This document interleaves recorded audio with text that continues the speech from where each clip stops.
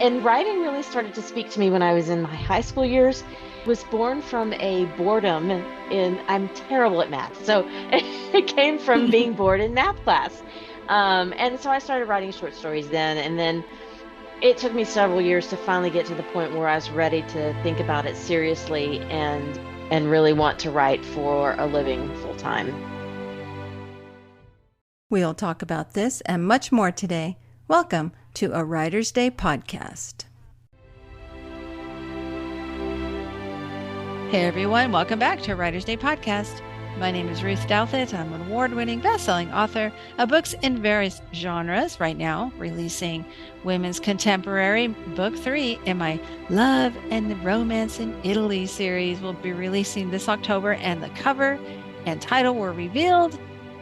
The Streets of Florence releases October 7th, so that means it's available for pre-order right now. So head over to my website or Amazon and pre-order your copy today. So that way on October 7th, it just automatically populates your Kindle reader. And thanks for listening to a Writer's Day podcast. I'm super excited to have you here. If you like today's episode, be sure and subscribe over at YouTube. Follow me on Spotify and Apple Podcasts. And sign up for my newsletter at artbyruth.com so that you can know about upcoming episodes, and I give away a free book every month. So head over to artbyruth.com and let me know what you think of today's episode. You can now leave reviews and comments on Spotify and Apple and Buzzsprout. So let me know what you think of today's episode. Okay, let's get started. Michelle Miles loves to write fantasy. She loves creating magical worlds, daring adventures, and unforgettable clean romances. And right now she is writing retellings of very popular fairy tales because she believes in fairy tales, true love, and a little bit of magic in every story. So you know the drill. Grab your favorite beverage, a comfortable chair, kick back and relax as we listen to Michelle Miles talk about her stories.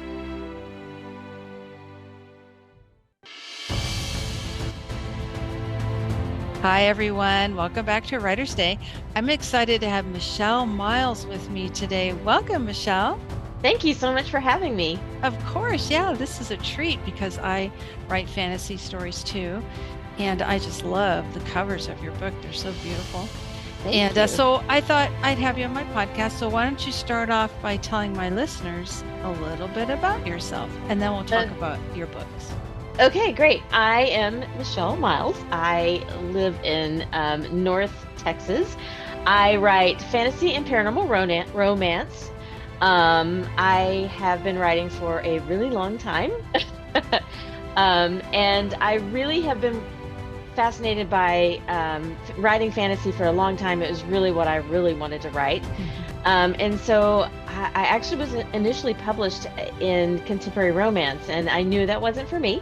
But my first book came out in 2006, and so I very slowly got into the fantasy world. And now I am writing fairy tale retellings. Oh, that's wonderful. What made you want to do that? Well, I had written a very dark and gritty urban fantasy that I spent about 10 years on. It's 5 books, very lengthy, lots of in-depth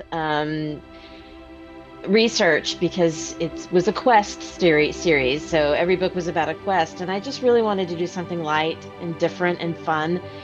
And fairy tales have always spoken to me in a way, and so I decided that my next project would be fairy tales. And so I started writing them. And the first book was a Cinderella retelling, and it came out last July. And then I spent probably 6 to 8 months just writing nonstop back-to-back books. And last summer, I had 4 books release back to back. One of them is not a fairy tale. It's just a kind of a young adult fantasy romance. But the other 3 were retellings. Oh, okay. And so did you feel like you were always a writer since you were young? Did you always want to be a writer? Not really, actually. I was never the kid under the covers reading books with a flashlight. I just wasn't that kid. I was very busy doing other things. I grew up in suburban Dallas, and I took dance lessons for many, many years. And then when I hit high school and junior high, I was in the band. So I was always in some sort of creative slash artistic type environment. Mm-hmm. And writing really started to speak to me when I was in my high school years. And came, it was born from a boredom in, I'm terrible at math. So it came from being bored in math class. And so I started writing short stories then. And then it took me several years to finally get to the point where I was ready to think about it seriously and really want to write for a living full time. So Wow. That's impressive. Yeah, I'm right there with you. Math was, yeah, very, very difficult for me. I was very yeah, right brain, a creative. So it's nice to yes, talk to a fellow creative. And that's great. Yeah, dance, music, that's yeah, the fine arts, right? So yes. I have a very big love for the fine arts. So yeah, I grew up on it. I love it. I will always love yeah, it. I'm an artist, so and I like to play on the piano a little bit. Never took lessons, but I love music. So I'm right there hmm with you. And writing is just another form of expression, right? Yes, absolutely. But why fantasy? I mean, I know why I chose fantasy, but why did you choose fantasy as a genre?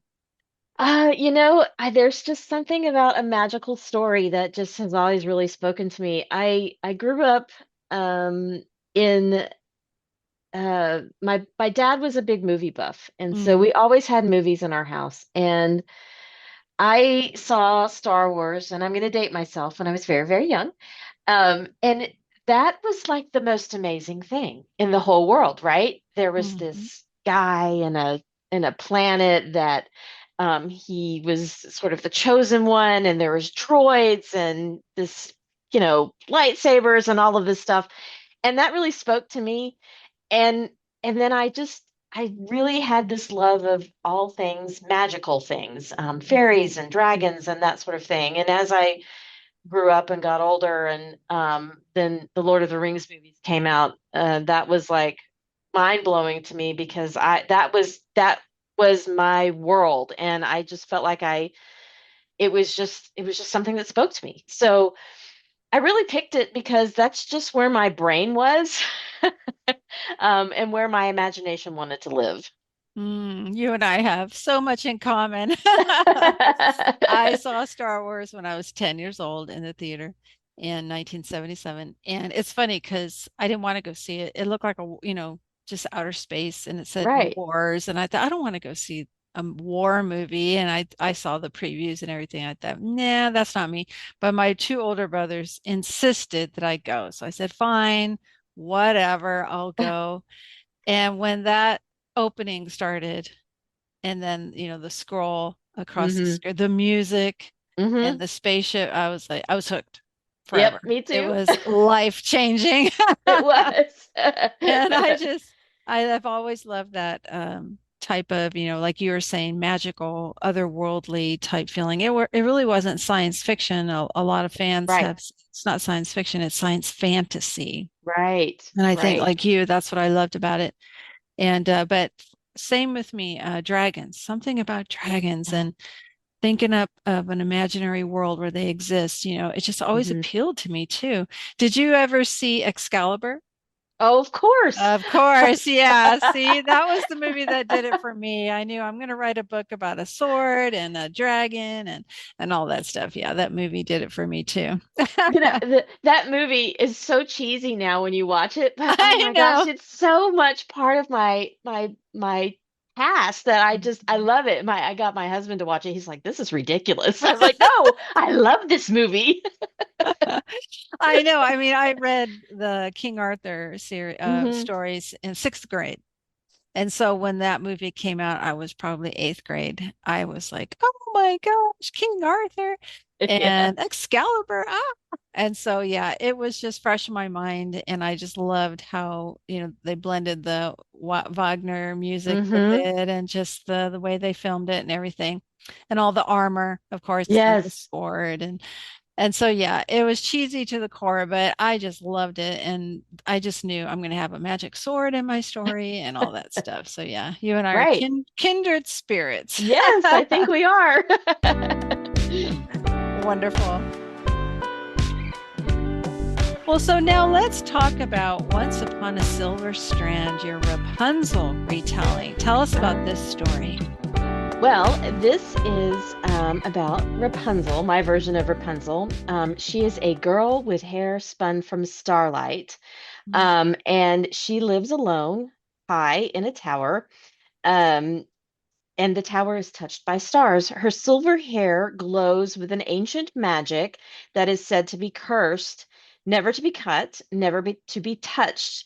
But something strange happens to her. There is a celestial storm that rains across the sky, and a stranger crashes into her world.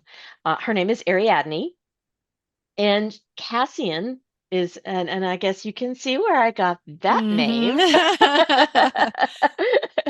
Cassian is a guardian from a forgotten world drawn by a prophecy and the shimmering strands that hold the key to awakening long buried power.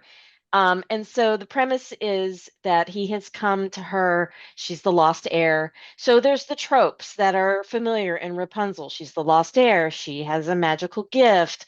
She lives in a tower. She's secluded from the world, but she had a caretaker at one time, and she learned all about the worlds and things, and how to read and write from these books in her library.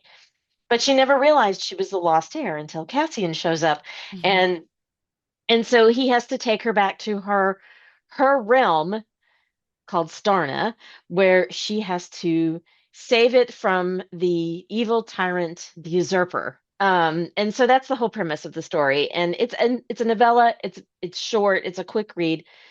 And as I was writing, I realized, well, this needs a sequel. So Mm-hmm. so at some point, I intend to write the second book in my Rapunzel retelling.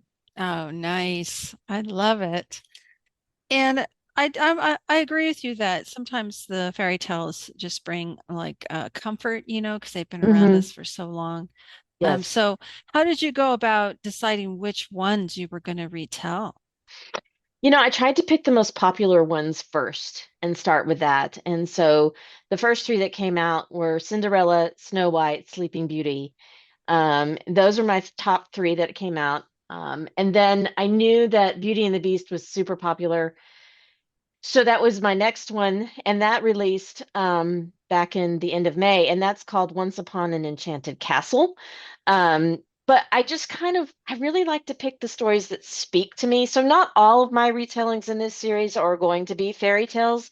There's going to be some that are a little bit different, Hmm. um, and not quite a fairy tale, but a familiar story that we all know. Okay. Tell us about Once Upon an Enchanted Castle. That sounds Oh, amazing. I love this book. I was in love with the hero when I wrote him. So, um, this is about Bella, she has a gift. She can translate any ancient text from old forgotten languages. And has her father is a merchant, so he comes to her with a book. He brings her a book, a gift. She loves books, and she can't read it. So that's sort of the catalyst that starts her on her journey. And then some things happen, and she ends up in this little country town, provincial town, where she ends up meeting the hero at a bookshop. And he's very interested in her book. And it turns out he's a cursed prince, but he's a werewolf by night and a man by day. Mm. And so they strike up a business deal where he says, if you will translate this book for me, he doesn't tell her why. I'll pay you to do that. And she says, okay, because her father's in some trouble with his merchant business. So she knows that she has to keep the family alive and the servants paid. And so she accepts the job. And as things go along, she finally learns about who he is and what he is. And why he's cursed. So I don't want to give any Oh, spoilers away, but sure. Yeah. that's the premise. And Okay. I absolutely loved writing this book. I just was so immersed in the world, and I just had so much fun doing it. So yeah, I hope Amazing. people check it out and like it. Yes, I mean it has some differences. The fact that she meets him in a bookstore and not Yeah, in the castle where he traps her.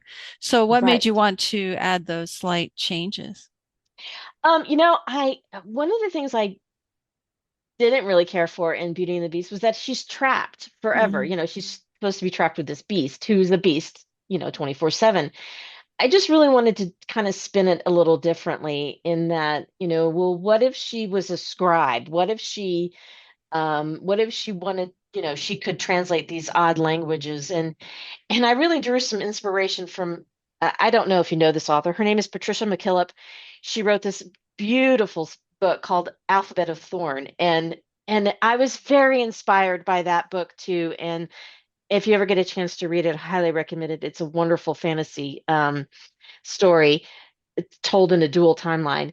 But anyway, it was inspired by that, and I just thought about, the character Bella. She loves books, so how can I spin it to make her have a little more, you know, where she can kind of control her own destiny a little bit more. And that's when I came up with the idea of, well, she's a scribe and she does this on the side for money, just as a fun thing. But she's very well known in the city that she lives in with her father, and they know everybody knows her, and the nobles know her, and she gets to spend time in these elaborate libraries, but none so elaborate as Leopold's when she finally sees his. So Mhm. it was a lot of fun to write. And so a lot of these stories, of course, have incredible villains. How do you come Yeah. up with your villains? We all know who the villain was in Beauty and the Beast, but how do you come up with your villains for these stories?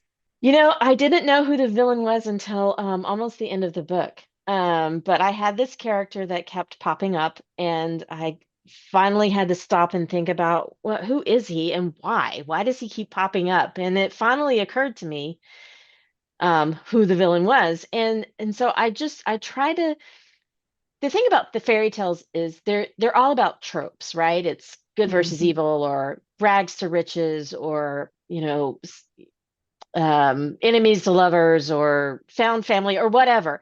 And so I really try to take that story and mix it up, twist it, do my own thing, but add that villain in the story that is still familiar, but maybe that villain thinks he or she is the hero of that story, that she or he does not really understand, hey, I'm the bad guy here.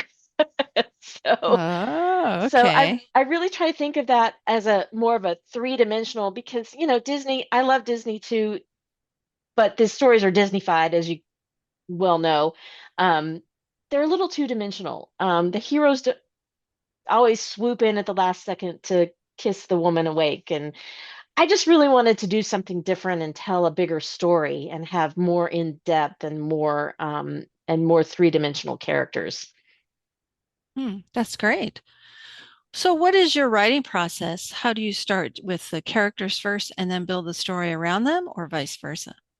Yeah, it depends on the series. For this series, since I knew what I wanted to do, I started with the premise. So I took Cinderella, and then I thought about, well, what is Cinderella? What are the tropes in Cinderella, and how do I spin it differently? So then I would come up with maybe a very loose blurb, and then figure out who my characters were.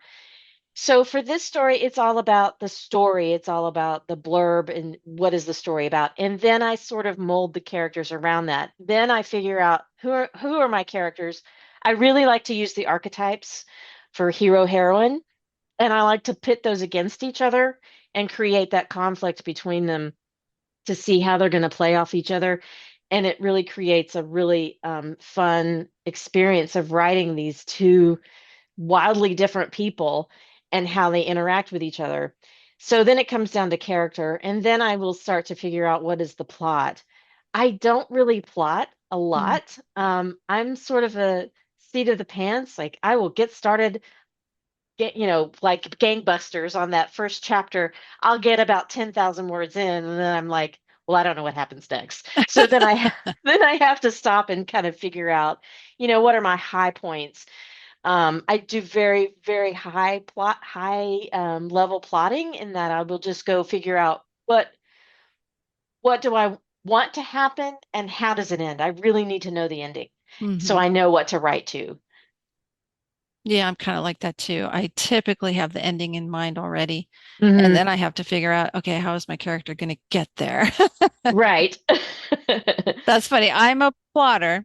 I really am. I have to see it because I'm such a visual person and I use Trello to put out all the Oh, wow. chapters and scenes, but it doesn't mean it's written in stone. I Right. typically only do like the first 10 chapters. And then after that, I'm kind of like you. I'm like, okay, so now what's going to happen?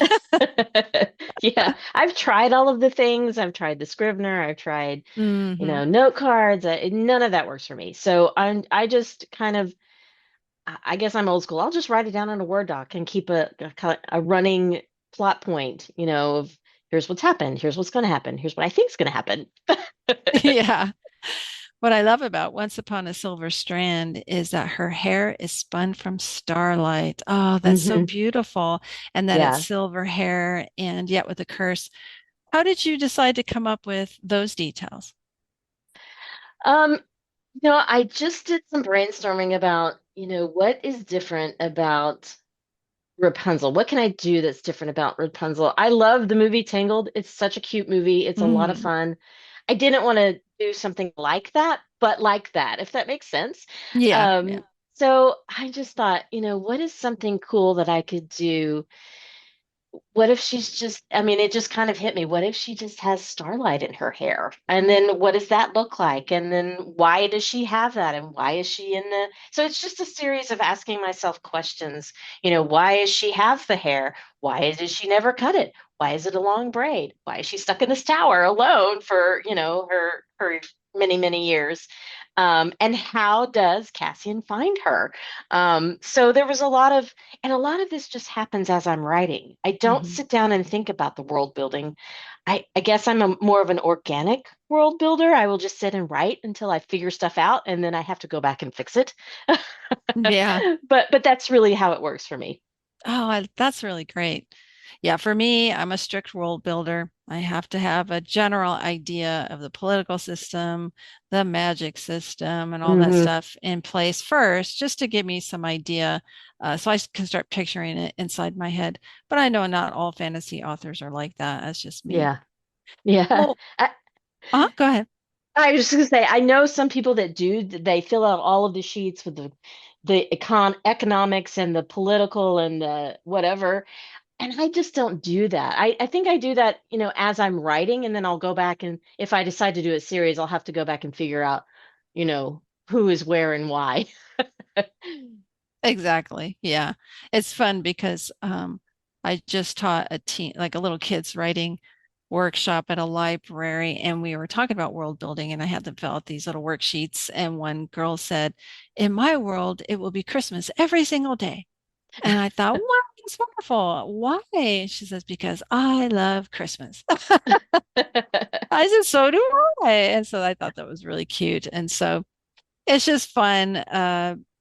To be a writer and you get to think about those things and ask yourself why are you leaning in that Hmm. direction, and why are the dragons going to be helpful instead of the enemy. It's just so much fun to develop this world that's your own. Gives you like Yes. a little sense of power. Yeah, I know. And it's so much fun and I love it. I love being immersed in that world and it's hard to pull my brain out of it when I'm not writing. Hmm. And I've written women's contemporary. I just finished a series in that, and then suspense. And Nice. I always tell people, but I have a dragon book. I always have a dragon story that I will do next year, and coloring books and stuff. But I think for me, it's because it's a release. When you're Hmm. writing women's contemporary, it's a real world, Yeah. and you have to kind of get things right. And with suspense, you have to get the procedures of the police right, law Yes. enforcement stuff right, the judicial system, and you can make up the town and everything, but all that stuff has to be correct. So there's a R- lot writing on your details, right? Yeah. And so after I finish one of those serious books that have a lot of research and everything, I just love to dive into a fantasy world that I control, I make up Yeah. on my own. And if the law enforcement doesn't make any sense, I don't care. It's my world. But that's still world building, even if you're writing a contemporary or suspense, I think. Yeah, It's just exactly. different. It's just a different kind of, it's like you're not throwing in magic and dragons and whatever into it. You're really looking at the real world, but how do you build that around your story? So,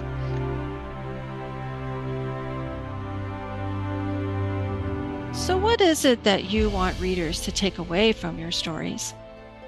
I think for me, especially the fairy tales, they are really all about hope.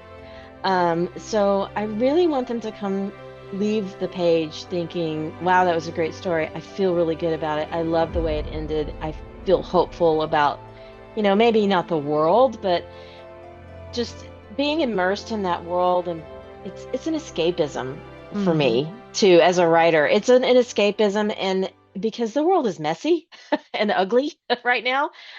So any chance that we can get to slip into the shoes of another character and live their life, I think is fantastic. And it just makes you feel so, deeply connected to those words on the page, even though no one is experiencing it with you. Like if you're sitting at a movie, you're still experiencing it with the book and the character. And I think that's really what I want people to take away from. With your villains, do you like them to be redeemable or do you just say, nope, there's no redemption for them? Sometimes, but for the most part, no, there's no redeeming them. They're just evil people. They just need to go. And I totally agree what you said about writing fantasy, and you can still put that hope in your stories. Yeah. The story of like restoration, where you might have a Hmm. character who needs to be restored. And I think it was C.S. Lewis who said we read fantasy, we need fantasy to help us deal with reality, right? Yes, I agree with that. Me too. I mean, it is escapism. I think that's what drew us to Star Wars. It was escaping the reality of the situation, a hot summer or a heated politics or, Hmm. an upcoming election, whatever it is, financial strain, whatever it is. We just like to escape for a couple of hours or Yes. read with a book for a few weeks and just get out of what's dragging us down and just escape. So I love that you put messages of hope, themes of hope in your Hmm. stories. There's a lot of dark, fantasy Yes. out, all that, a lot of dark paranormal, but if we could just provide a little bit of light, a little bit of hope for our readers, to me it means the world. Yes, I think so too. Yeah, and everything is a romance. These are all clean, sweet romances too, by the way. There's just it's not spicy. I don't write spicy anymore. Um, so I really wanted to write something that was just really sweet and romantic, and that kind of gets you in all the feels. And that's what Enchanted Castle did for me, because that their relationship was so to me was so wonderful, in that it was a very slow burn of falling in love with each other over this one common thing, this cursed book. So I really loved writing that. Hmm. Well, so what's coming down the road? What's next for you? So right now I am working on a gothic romance that is sort of Rebecca meets Edgar Allan Poe's The Raven. Ooh. So I've been having a lot of fun with that, and it is still set in this Enchanted Realms world. All of these books can be read as a standalone. There is just a connected world, so you can read them in any order you want. But that's what I'm working on right now. Oh, okay. That sounds amazing. And so folks can go to your website and get in touch with you? They can. I am at michellemiles.net. You can sign up for my newsletter there. You can contact me through my web form. You can follow me on the socials. I'm everywhere. So you can find me online just about everywhere. Fantastic. Yes, take a look at Michelle's website. It's beautiful. She has her books there, contact a blog and a podcast and her Etsy shop too. So head to michellemiles.net and check out her website. It's beautiful. Thank you. Well, I had Michelle, a great designer. Oh, good. Yeah, that's what matters, right? Yeah. Well, this has been a treat getting to know you and more about your stories. And wow, thank you so much for joining me today. Yeah, thanks you for having me. This was great. I loved it. I love talking about books and writing and fantasy. That was great talking about fantasy. Woohoo! It seems like it's been forever since I've talked about fantasy stories and books, which is my first love. I love writing women's contemporary and I love writing suspense, definitely. But I will always have a dragon book in me somewhere. So it was such a thrill to talk with Michelle Miles about her stories. Once Upon an Enchanted Castle, the retelling of Beauty and the Beast, and Once Upon a Silver Strand, the retelling of Rapunzel. So head over to michellemiles.net, take a look at her website, it's beautiful, and her releases and her blog and everything, and sign up for her newsletter. I thank you so much for joining me today to talk about fantasy stories and to talk with Michelle. And I hope that you have been encouraged to keep going on your writing journey. As I always say, someone out there needs to read your story of hope. So keep going. And thanks for listening. Until next time, God bless.